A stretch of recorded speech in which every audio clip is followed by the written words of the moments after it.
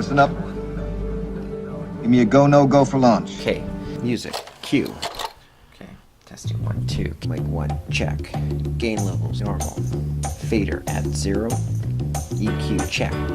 Filter, on. We are go for launch. Broadcasting from the center of the sun, we bring you Starlords, a podcast devoted to what it takes to flourish. We look at where we are as a species and how we can level up in all areas. Our muse is fusion energy, which is the ultimate power source for catapulting the modern world into a post-scarcity era. The episodes alternate from fusion to topics that cover the wider story of architecting abundance. So lean in for a heat wave of human potential. Here come your hosts, Dr. Melanie Winridge and Randall Volberg. In today's episode, we get a debrief from Melanie on her recent adventure to Mount Everest. It's titled, Doing What Scares You. So you may ask, what does fear have to do with thriving? Well, I notice that people that lead fulfilling lives continually challenge themselves to go farther. They cultivate their own grit to push themselves past fear and adversity, to experience the world, themselves, and others at a much deeper level. Studies have shown that it's not the kids with the best IQs that fare the best later in life, but those that demonstrated the most grit. Melanie showed her grit on display recently by conquering Mount Everest. So before I ask my first question, I want to share a few sobering facts. Since the first successful climb of Everest in 1953, only about 4,000 people have reached the peak, and 300 people have died trying to climb it. So Melanie is in rarefied air indeed.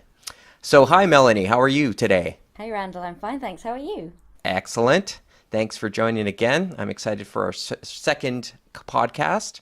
Me too. My first question is, what were the scariest parts, physically, mentally? Like, how did you overcome them?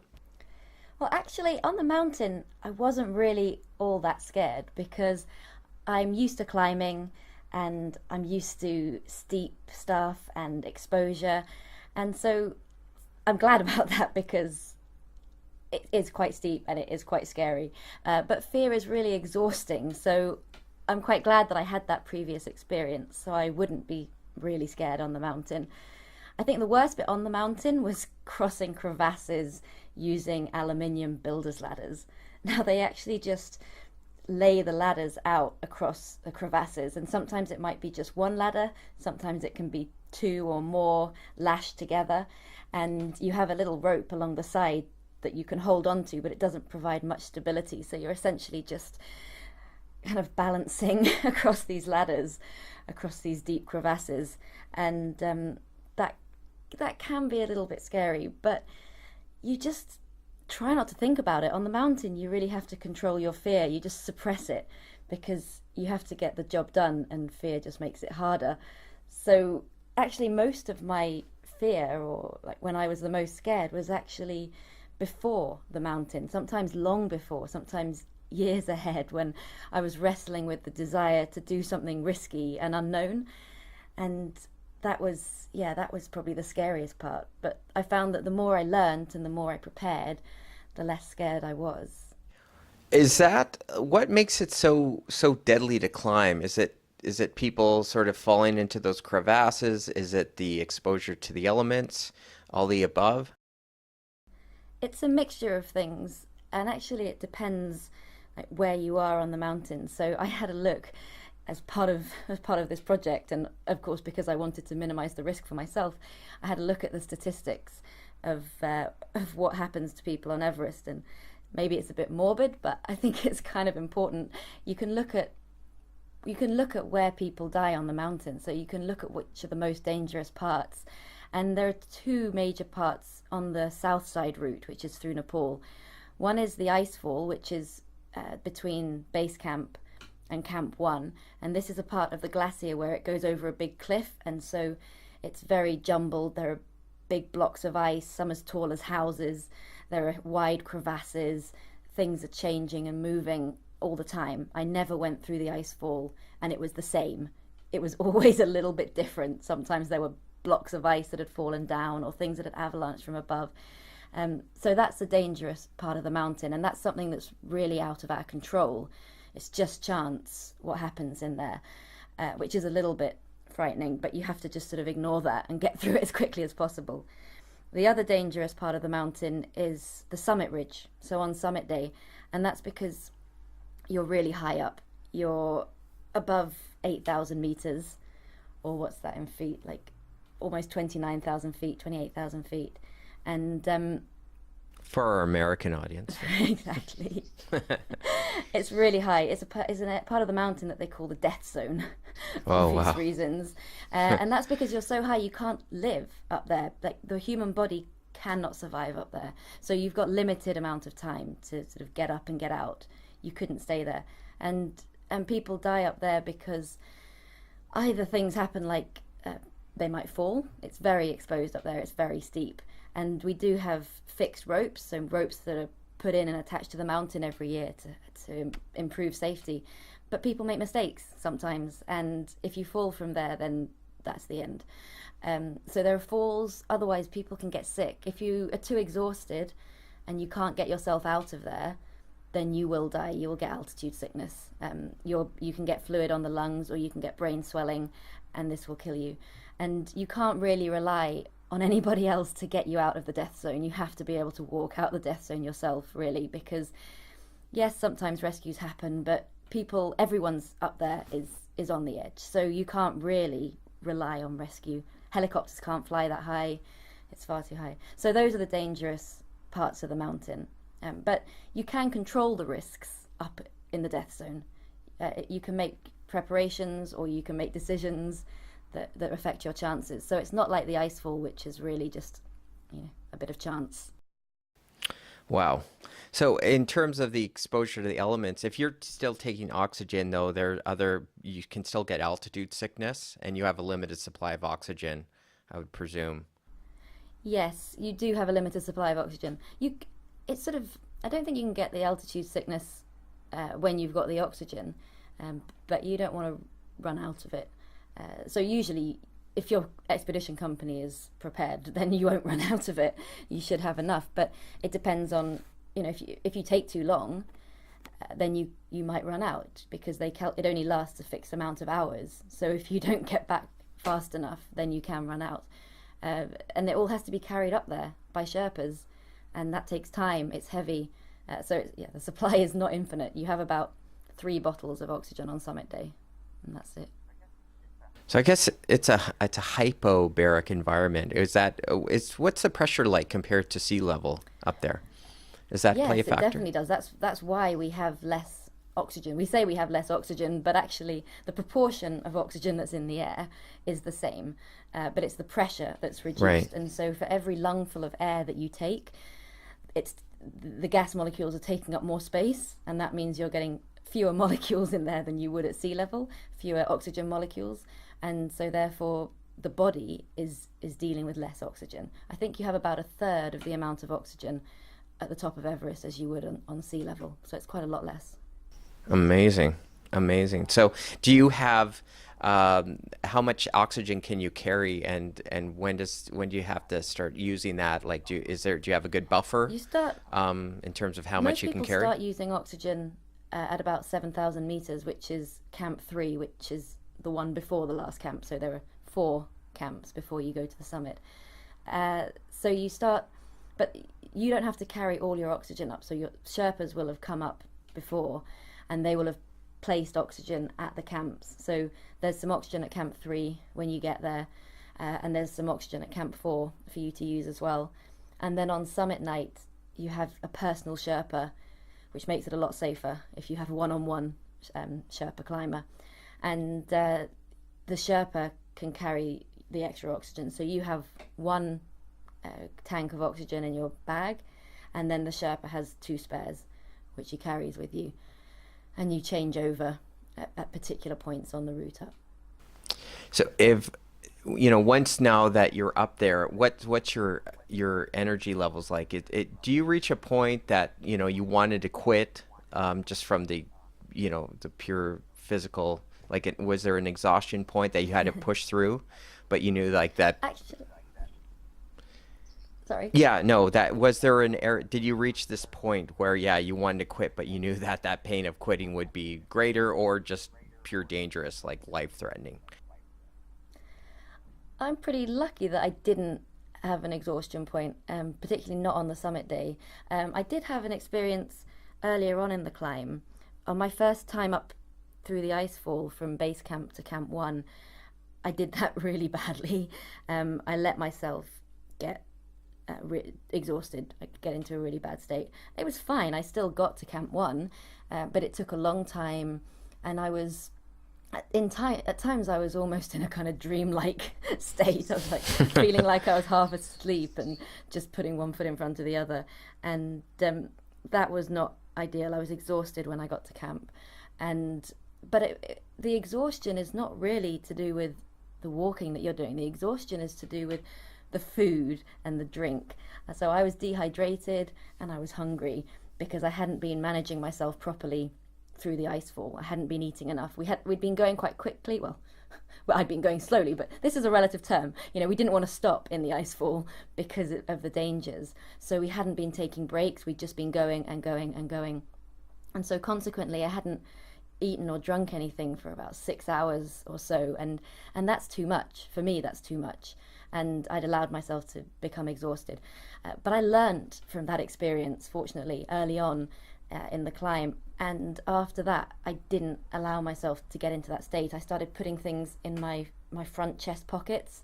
I had some chocolate for one thing, but also I used to use they're like shakes, like protein shakes or meal replacement, diet shakes, that kind of thing. They're basically a meal in a liquid form, and I would put that in a small, like 500 milliliter Nalgene water bottle that I would put into my pocket. So anytime, even if I just had a minute or so when I was like waiting for somebody to cross a ladder on the icefall, I could just take a sip of this liquid, and I was getting a bit of water and a bit of food, and that really helped. And so for me, when I was higher up, like when I was on summit day, I never got to that exhaustion point. I was absolutely fine. I just made sure that I kept on eating, kept on drinking, and I felt strong. I still felt tired, but I felt strong. I was definitely not exhausted, and that makes all the difference. So it's so much about preparing and learning how your body works in these sort of extreme situations, and learning how to deal with it. That's really important. How has technology changed for climbing now? Since I guess it started in the 50s. Over the years, have there been some innovations which make it more safe or increase performance? Aside, I guess, oxygen, tanks being a major one, but Yeah, oxygen is the clear one, but there have been others, and actually this is something that I chose to look into as part of my climb, just so I could do some outreach associated with this kind of thing for schools, because I think it's fascinating, like the science that affects us in the mountains. And things have changed, particularly over the last, say, 30 years or so, since Everest has been a lot more commercial. And a lot of these changes have made a big difference to safety in the mountains. The death rate has really gone down, and the success rate has gone up. And so some of these things, so you mentioned oxygen, that's really important. Innovations in oxygen include the tanks have become lighter, and in fact the whole systems have become lighter, and the masks have become more efficient. So that means that climbers are getting more benefit from the oxygen because they don't have to carry so much weight, and they're able to get more oxygen. Other things that have been really important are weather forecasting. There have been huge advances in computing power over the last few decades, and that means that the modelling capabilities of the weather forecasters are so much better, so they can get much more accurate forecasts. It's still very difficult to forecast mountain weather, and they're still not all spot on. Well, none of the weather forecasts, even outside the mountains, are spot on. It's really, really complicated. But they have improved a lot. So we have much better weather forecasting, which means that we can potentially keep out of the bad weather, which keeps us a lot safer. If we can avoid storms and only climb in good weather, then that's a lot better for climbers. Another one is communications. We've got a lot better communications now. Although, that said, the communications that we're actually using on the mountain are fairly similar. Like, we still use radios on the mountain, for example, just to communicate between camps, and this is really important for planning logistics. But we also have much more communication with the outside world now, which can help. And we are able to coordinate rescues and things like that as well, because helicopters can fly a bit higher. They can fly up into Camp 2 now in the Western Cwm, which is at about 6,500 meters, and they can rescue people from there. So that's quite useful. These are newer things that have come along. I assume the Starbucks at base camp probably has free Wi-Fi. Is it? No, they're there Starbucks now, right? Yeah. Well, there's Wi-Fi though. There's Wi-Fi all the way up the Khumbu, up the Everest base camp trek, and there's Wi-Fi at base camp as well. You buy little cards that give you a certain number of megabytes, and then you have to put your code in. It's run by a company called Everest Link. So yeah, you can get Wi-Fi at base camp. That is so cool. Like, just imagine you could like run an enterprise on your laptop from the base camp of Everest. The trouble, not that you'd want to, but the trouble with laptops at Everest base camp is charging. We use a lot of people use solar panels, but charging bigger things like laptops is more tricky. Charging small things like phones and tablets is pretty easy, but bigger things can still be a bit tricky. It depends on what provision your team has at base camp, but a lot of things did sort of shut down at night when there was no more sun. So yeah, the need for fusion power on base camp, right? Yeah, I think that would be really high field tokamak. So what is it? The how do they get the Wi-Fi? I'm just curious. Is it like through satellite? No, it's not actually. They this company Everest Link, as far as I know, they've put in some infrastructure. There are like repeaters on the mountains, like on the way up the valley. So they do actually have proper infrastructure there for the Wi-Fi. It's not satellite. It's a pretty niche clientele, like maybe $500 every 30 minutes for. Well, they get a lot of tourists up there, so it's not just the climbers. The climbers is like a small subset, but the Everest Base Camp Trail is really, really popular. So they get thousands, maybe tens of thousands of visitors a year just walking up to base camp. So the climbers is just sort of like a small extra bit. So I think it's worth putting in the infrastructure. But it is really hard because there are no roads there, and so everything has to be walked in or helicoptered in. So it's expensive to put these kind of things in place. And then of course they have to withstand extreme weather as well. So high winds, hot and cold temperatures, those kind of things. So it's not an easy place. No, I bet. How was it, your experience with your Sherpa from a cultural perspective and their relationship to the mountain? Yeah, my Sherpa was great. He was really nice, but I didn't have a lot of dealings with him just because I actually only saw him. I met him for the first time when I was at Camp 3, and we went up to Camp 4 that day, and then the next day we went up to the summit, and then that was it. That was all we did. So the Sherpas don't stay with you for the entire trip. I mean, the trip itself was about 2 months in total. 7 weeks I was on the mountain. But I only really saw my personal Sherpa for the very last bit, those like 2 days when we went to the summit. But he was, it was lovely to share the experience with him. We didn't really talk much, as you can imagine, because we both had oxygen masks on our faces, and you're just walking very slowly and trying to get up to the top. But I was really lucky, and I got up to the summit at sunrise, and I was the only person on the summit with my Sherpa, and we had a whole hour there just to ourselves, which is really extraordinary because most people will go up and there will be quite a few other people around, and it'll be really maybe jostly. I mean, even if there are 10 people on the summit, that's quite a lot of people on the summit. It's not a huge place. And so to be able to experience it in quite a pure manner was just lovely. So naturally use that time to reenact the Jedi lightsaber battle between Darth Vader and Luke Skywalker? Is that... I think never would have even thought about anything like that on the summit. Okay. First person to do that Ricky Gervais charity dance from The Office, right? You did that?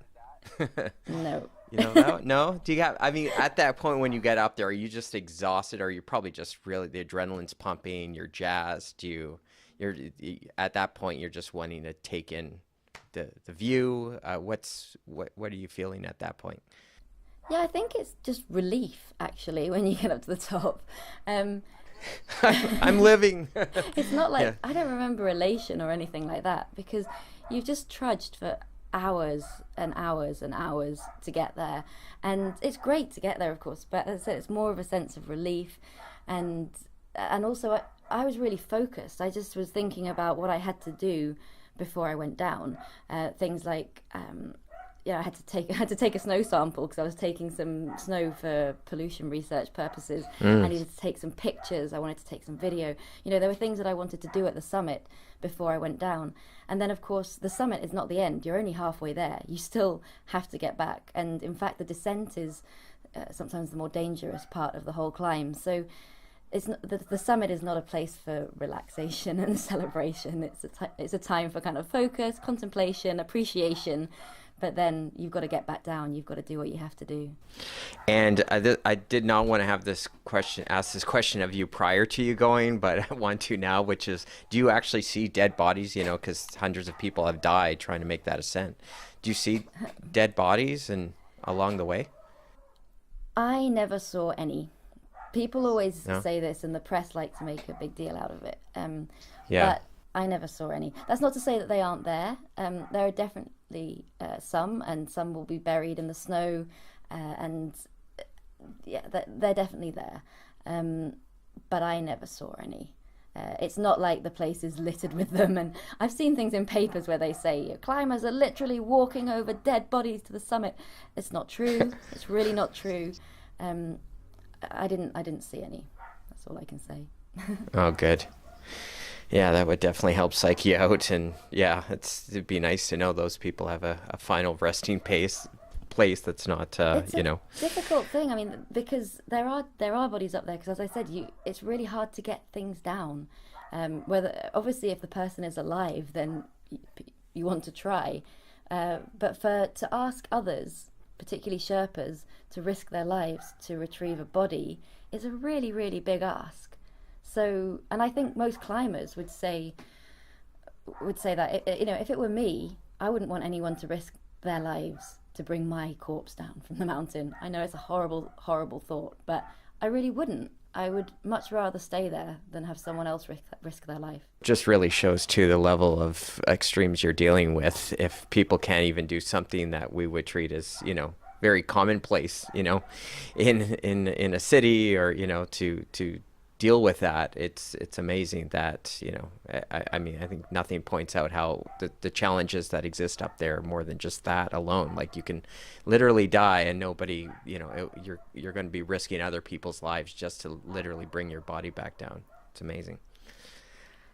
In terms of your psychology, how has the experience changed you at all? Is it are you able to translate that experience into your daily life when you accomplish something like really profound like that? How do you feel it changes you?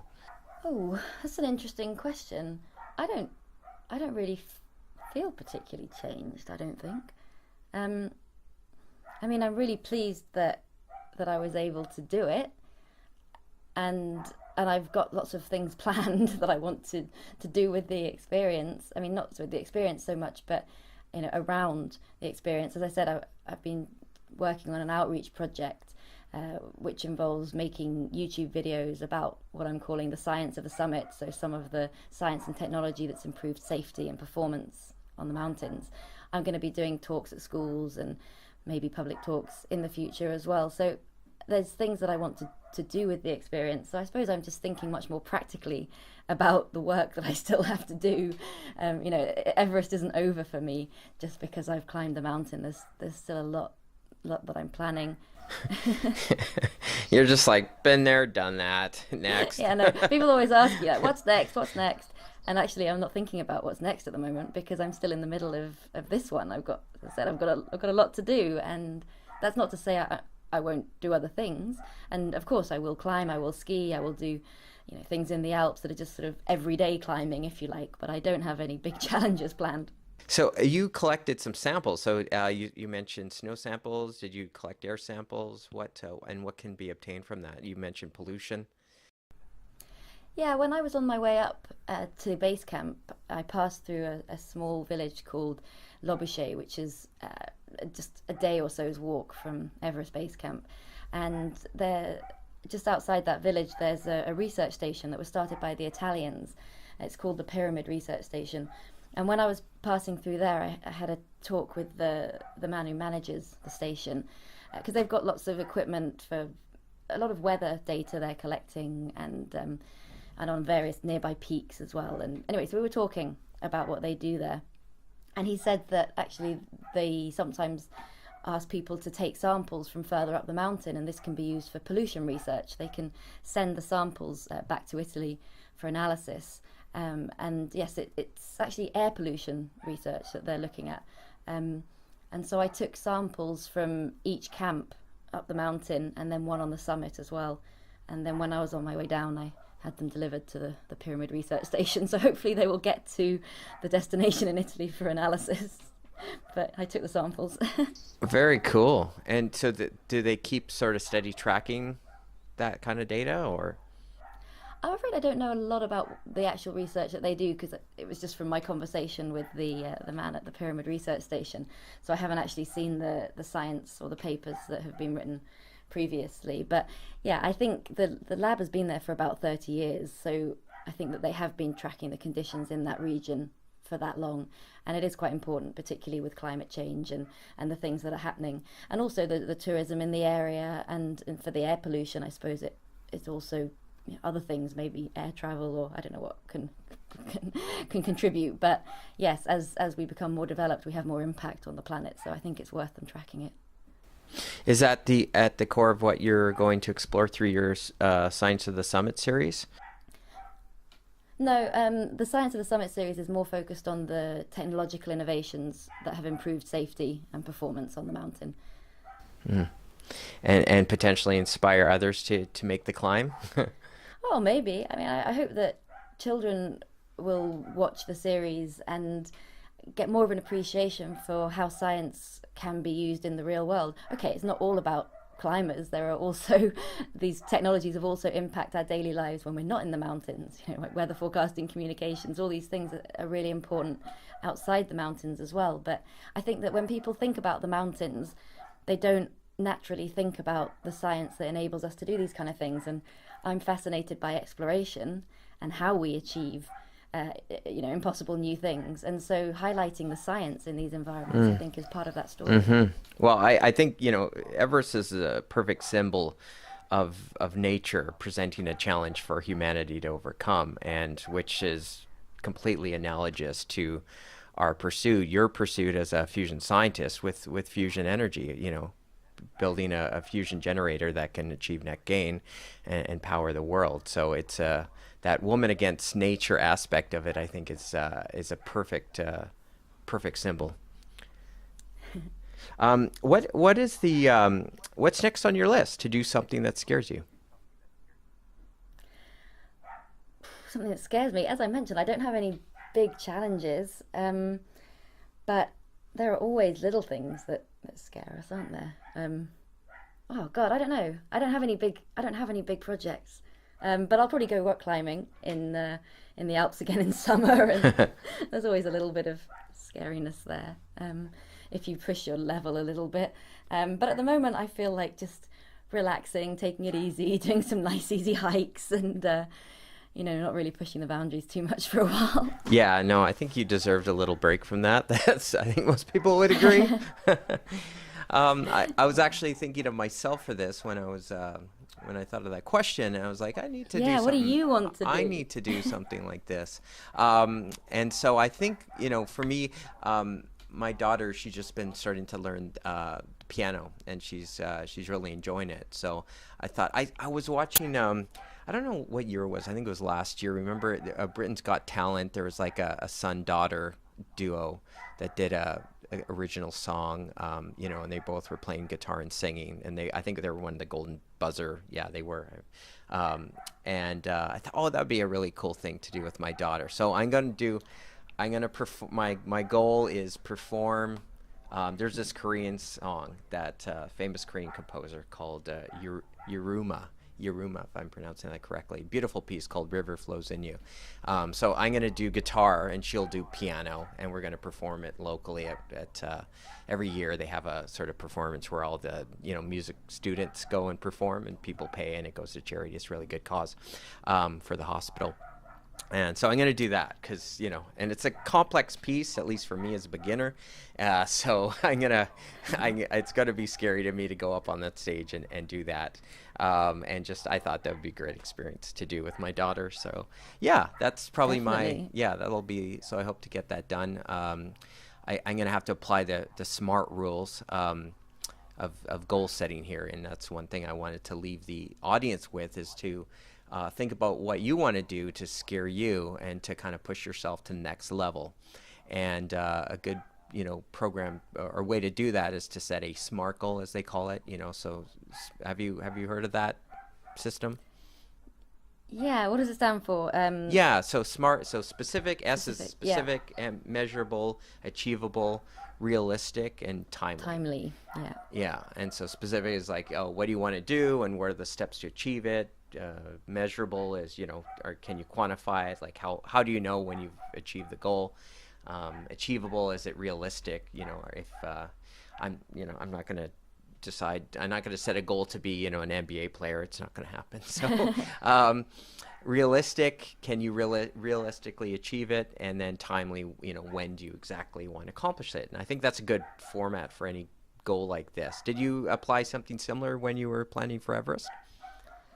I suppose so, but not specifically. I mean, I didn't write it down like that or think about it, but... How dare you? How dare you? But yeah, I mean, you wouldn't do it. The realistic one is interesting, actually, because I think that something like Everest often doesn't seem realistic. It seems like a crazy dream. And when I was younger, it definitely was like that.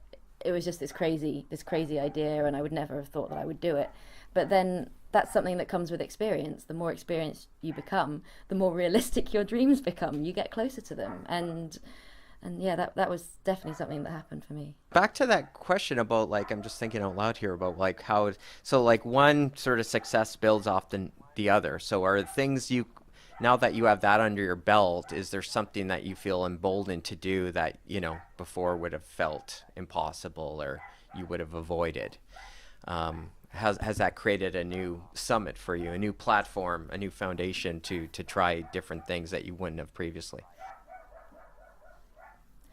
Well, I think that it's all just like a building up of things, and Everest is a pretty big one anyway. So I'm not really scared of trying new things. I haven't been for a while, but having said that, there are some things which do seem a little bit crazy, like, for example, going to the moon. But I'm not an astronaut, so I'm not going to have to deal with the decision to do that. But definitely, I think that as you get more experience, as you do more things, then you get closer. But I don't have any big ideas of what that might be just yet.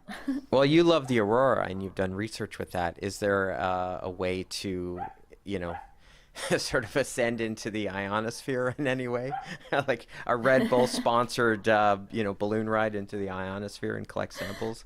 Or do you want to go deep down below into the Marianer's Trench? Do you have something else in mind in the horizon? I'd like to just do more less extreme stuff, shall we say. Like, I'd like to do more with the aurora, definitely. I'm very happy to go to the Arctic and do more cross-country skiing, watch the aurora at night. That would be nice. I wouldn't mind skiing to the North Pole, actually. You wouldn't see the aurora then because you have to do it when it's light, but I wouldn't mind doing something like that. Skiing to the North Pole would be great. But I don't see that as a big insurmountable challenge. I think it'd be pretty doable. So. Yeah. But still an adventure, no question about it. Oh yeah, it'd be an amazing adventure. But it would be the experience that's incredible. The scenery that's incredible, which is one of the reasons I wanted to go to Everest as well. Yeah. Actually. But it would be an incredible thing to do. But I'm not sure if it would scare me.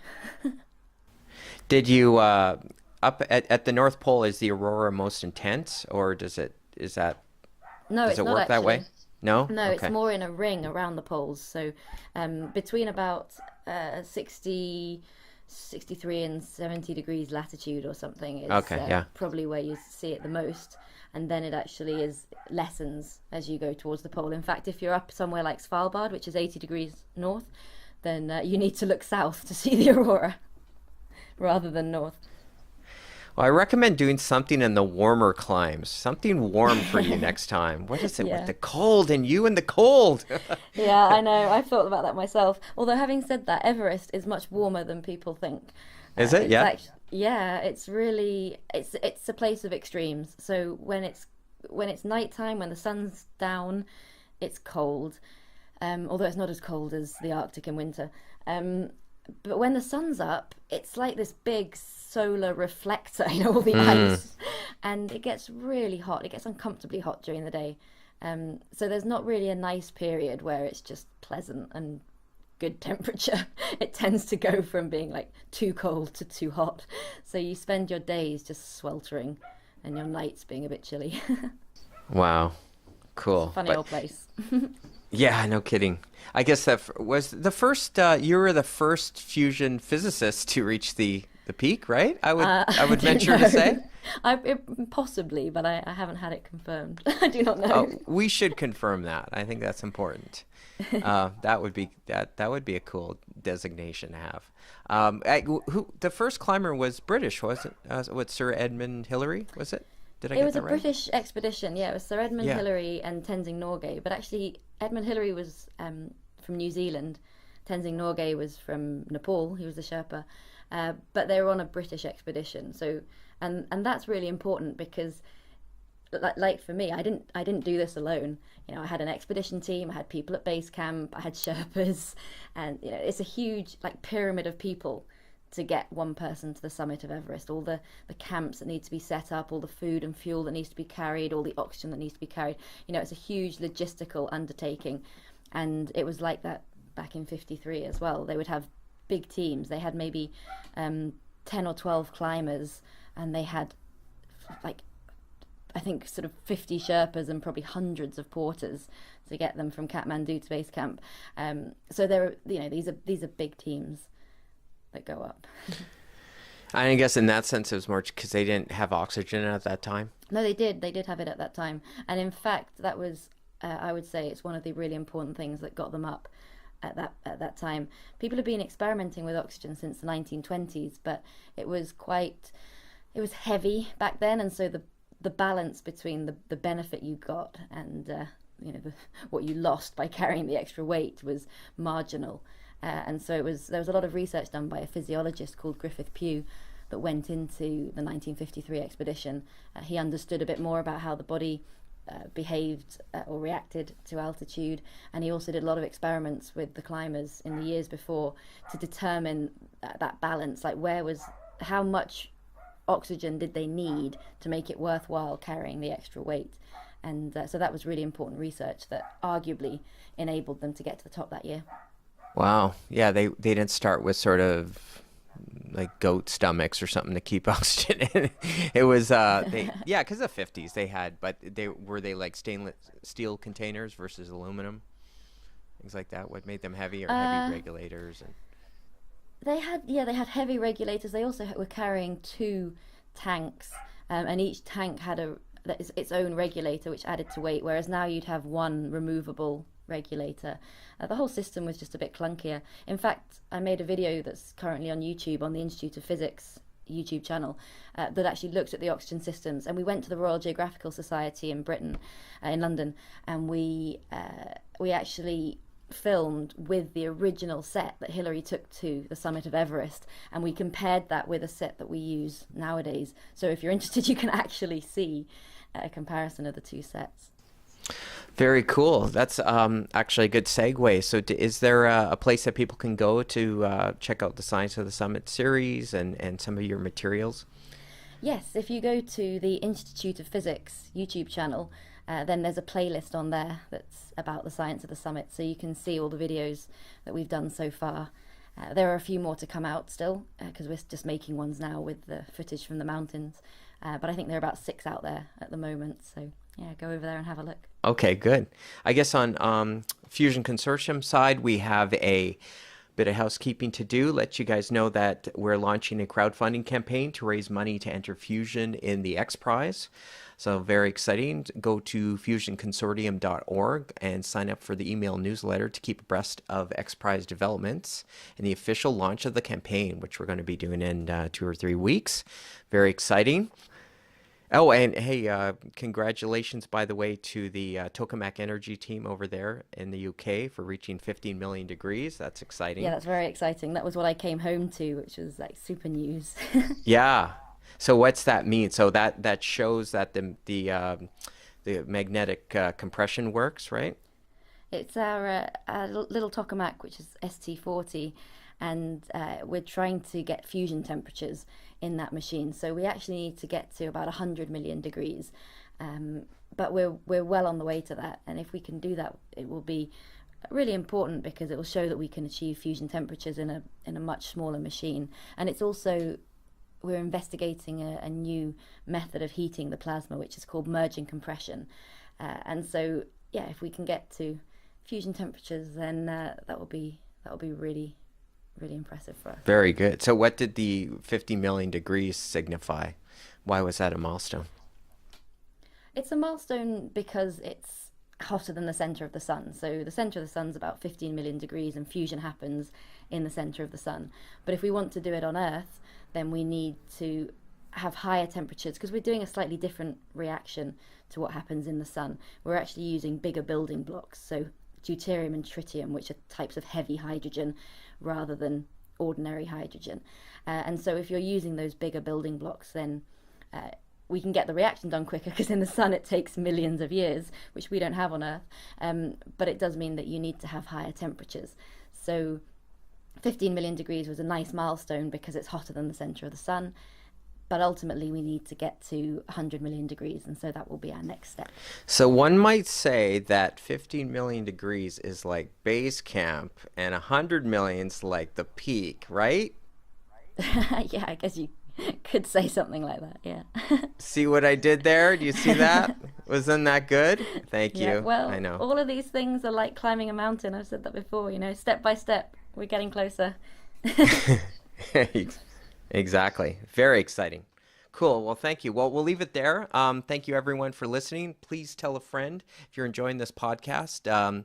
We'll definitely have more to come as every month we plan to do this for a start, and then we can expand out time permitting. But thank you for listening. Thank you for Melanie for joining. Look forward to the next one. We'll be having a guest for the next one, which we will announce on the website soon. Thanks, everyone. Take care. Bye-bye. Bye.